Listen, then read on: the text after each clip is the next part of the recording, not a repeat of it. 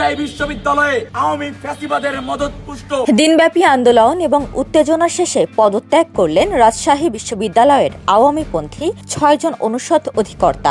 রোববার রাতে বিশ্ববিদ্যালয়ের জনসংযোগ দপ্তরের প্রশাসক অধ্যাপক আখতার হোসেন মজুমদার বিষয়টি নিশ্চিত করেছেন।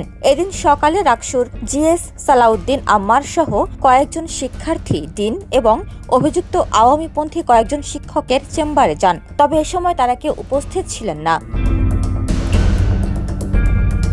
দুপুরে বিশ্ববিদ্যালয়ের কলা অনুষদ, সামাজিক বিজ্ঞান অনুষদ এবং আইন অনুষদের ডিনদের কার্যালয়ে তালা ঝুলিয়ে দেন তারা। পরে উপাচার্য, উপ উপাচার্য, প্রক্টর, রেজিস্ট্রার সহ সব দপ্তরের কার্যালয়ে তালা ঝুলিয়ে দেন শিক্ষার্থীরা। এ বিষয়ে সালাহউদ্দিন আম্মার এক ফেসবুক পোস্টে লিখেছেন, আজ মোটামুটি সব দপ্তরে আওয়ামীপন্থীদের দপ্তরগুলো তালাবদ্ধ।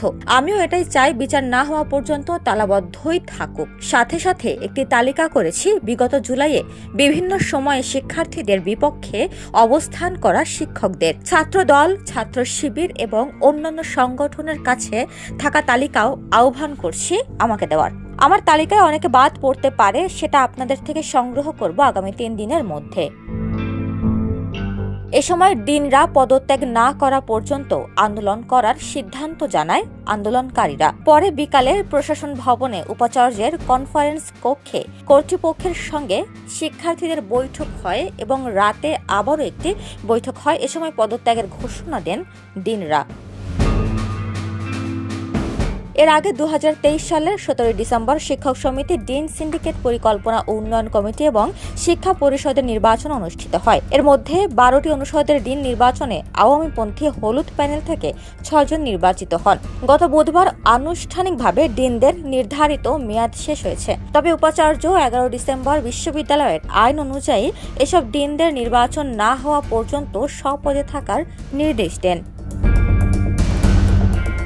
এতে আক্রমণাত্মক ভাষায় ডিনদের পদত্যাগ করতে আলটিমেটাম দেয় রাকসু জিএস সালাউদ্দিন আম্মার। পরে গতকাল একদল শিক্ষার্থী 3 ডিনের কার্যালয়, উপাচার্য ও উপ উপাচার্য সহ সকল প্রশাসনিক কর্মকর্তার কার্যালয়ে তালা দেন। পরে তাদের সঙ্গে আলোচনায় বসেন 2 উপ উপাচার্য।